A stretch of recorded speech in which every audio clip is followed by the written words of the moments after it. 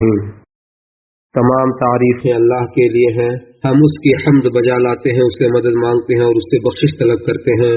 ہم اپنے نفس کی شرارتوں اور اپنے اعمال کی خرابیوں سے اللہ تعالیٰ کی پناہ چاہتے ہیں۔ جس شخص کو اللہ تعالیٰ ہدایت دے اسے کوئی گمراہ نہیں کر سکتا، اور وہ جسے گمراہ کر دے اسے کوئی ہدایت نہیں دے سکتا۔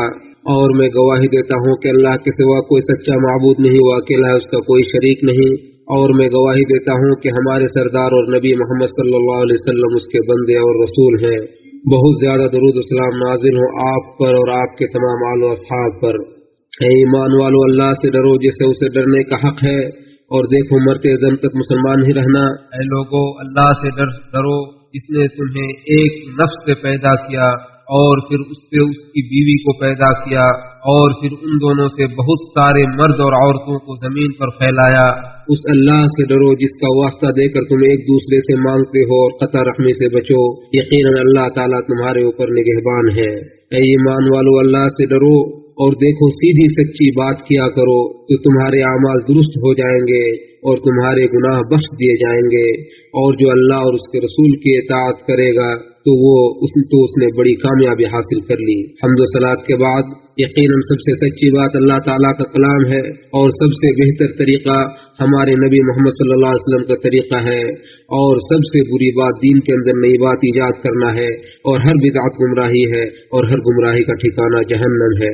اے مومنو، اللہ رب العالمین اپنے عزیز کتاب میں فرماتا ہے کہ ماہ رمضان وہ مبارک مہینہ ہے جس میں قرآن کا نزول ہوا، جو لوگوں کی ہدایت کا ذریعہ ہے، جو ہدایت اور حق و باطل کے درمیان فرق کرنے کا ذریعہ ہے۔ جو اس ماہ کو پالے وہ روزہ رکھے، اور جو بیمار ہو یا سفر کی حالت میں ہو تو پھر اس تعداد کو دیگر دنوں میں پورے کر لے۔ اللہ تعالیٰ تمہارے لیے آسانی چاہتا ہے، مشکل نہیں چاہتا ہے، اور تاکہ تم عدت کو مدت کو پوری کرو اور اللہ تعالیٰ کی تکبیر کا کبریائی بیان کرو اور اس کا شکر ادا کرو۔ یقیناً رمضان سب سے بہترین مہینہ ہے جس میں اللہ تعالیٰ نے اپنے بہترین کتاب اور سب سے بہترین رسولوں کو بھیجا، اور اپنے بندوں کے لیے ایک ایسا مہینہ بھیجا جس میں انسان تقویٰ کو اپنی زندگی میں نافذ کرے اور اپنی زندگی میں نیکیوں میں اضافہ کرے۔ رسول اللہ صلی اللہ علیہ وسلم کا فرمان ہے کہ اللہ تعالیٰ ارشاد فرماتا ہے کہ ابن آدم کا ہر عمل اس کے لیے ہے سوائے روزے کے، کیونکہ یہ میرے لیے ہے اور میں ہی اس کا بدلہ دوں گا۔ اس غرضے کے روزہ نفس کی اصلاح کرتا ہے، نفس کو نیکیوں کے حصول پر ابھارتا ہے اور برائیوں سے دور کرتا ہے، اور اس کی وجہ سے گناہ معاف کیے جاتے ہیں۔ نبی صلی اللہ علیہ وسلم کا فرمان ہے کہ جس نے ایمان کی حالت میں اور ثواب کی امید کرتے ہوئے رمضان کے روزے رکھے اس کے گزشتہ گناہ معاف کر دیے جاتے ہیں۔ یہ اطاعت و احسان اور مغفرت و رضامندی کا مہینہ ہے۔ نبی صلی اللہ علیہ وسلم کا فرمان ہے کہ جب رمضان کا مہینہ شروع ہوتا ہے تو آسمان کے دروازے کھول دیے جاتے ہیں، جہنم کے دروازے بند کر دیے جاتے ہیں، اور شیطانوں کو قید کر دیا جاتا ہے۔ اس مہینے میں ماہ قرآن میں قرآن کو نازل ہونے میں امت کے افراد کے لیے اس بات کی طرف اشارہ ہے کہ اس ماہ میں بکثرت قرآن کی تلاوت کرے اور اس میں تدبر کرے۔ خود جبریل علیہ السلام اس مہینے میں آسمان سے اترتے اور ہمارے نبی صلی اللہ علیہ وسلم کے ساتھ قرآن کا دور کرتے، اور جس سال نبی صلی اللہ علیہ وسلم کی وفات ہوئی اس سال آپ نے ان کو 2 مرتبہ قرآن سنایا، اور اس کی وجہ سے نبی کریم صلی اللہ علیہ وسلم کی سخاوت کا عالم بہت زیادہ بڑھ جاتا۔ چنانچہ نبی کریم صلی اللہ علیہ وسلم جب کسی کو دیتے تو بہت زیادہ دیتے، اور کسی کو عطا کرتے تو ایسے عطا کرتے جیسے کسی فقر و فاقہ کو کوئی خوف نہ ہو، اور آپ ماہ رمضان کا استقبال بہت ہی سخاوت کے ساتھ کرتے، اور آپ چلتی ہوا سے بھی زیادہ سخی تھے۔ لہٰذا آپ اللہ رب العالمین سے سوال کریں، اس لیے کہ وہ بہت زیادہ دینے والا ہے اور دعاؤں کو قبول کرنے والا ہے۔ ارشاد باری تعالی ہے، اور جب کوئی بندہ تم سے میرے بارے میں پوچھے تو اسے کہہ دو کہ میں بہت قریب ہوں، میں دعا کرنے والے کی پکار کو سنتا ہوں، لہٰذا وہ مجھ سے میری دعوت کو قبول کرے اور مجھ پر ایمان رکھے تاکہ وہ ہدایت یافتہ ہو جائے۔ اللہ تعالی ہمارے اور آپ کے لیے قرآن کو بابرکت بنائے، اور اس کی آیتوں اور حکیمانہ نصیحتوں کو ہمارے لیے مفید بنائے۔ میں یہی سے اپنی بات کو ختم کرتے ہوئے اپنے لیے اور آپ لوگوں کے لیے اللہ تعالیٰ سے مغفرت طلب کرتا ہوں۔ آپ بھی اس سے مغفرت طلب کریں، یقیناً وہ بخشنے والا اور رحم کرنے والا ہے۔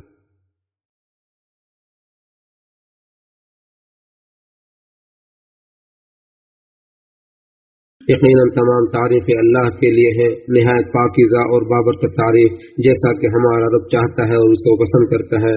اور درود و سلام نازل ہو اس کے بہتر مخلوق محمد بن عبداللہ صلی اللہ علیہ وسلم پر اور ان کے تمام آل و اصحاب پر اور ان کے متبعین پر۔ اے ایمان والو، اللہ سے ڈرو، اور اے لوگو اللہ سے ڈرو اور سچ بات کرنے والوں کا ساتھ دو۔ ارشاد باری تعالیٰ فرماتا ہے کہ اے لوگو، تم پر رمضان کے روزے فرض کیے گئے جیسے تم سے پہلے لوگوں پر فرض کیے گئے تھے، تاکہ تم پرہیزگار بن جاؤ۔ اور اللہ کے بندو، اللہ تعالیٰ جسے نافرمانی کی ذلت سے نکال کر اطاعت میں لگا دے تو وہ کامیاب ہے۔ لہٰذا اس مہینے میں بکثرت استغفار کریں اور تو اللہ تعالیٰ سے توبہ و انابت کریں، اور آپ کے اوپر جو بھی ذمہ داریاں ہیں ان کو ادا کرنے کی کوشش کریں۔ اور اگر آپ چاہیں کہ اس ماہ مبارک میں کوئی شخص آپ سے نیکی میں سبقت نہ کر سکے تو آپ ضرور کریں، اور یاد رکھیں کہ اللہ تعالیٰ اپنے نبی کریم، اپنے نبی پر درود و سلام بھیجنے کا حکم دیتے ہوئے فرماتا ہے، بے شک اللہ تعالیٰ اور اس کے فرشتے نبی پر درود بھیجتے ہیں۔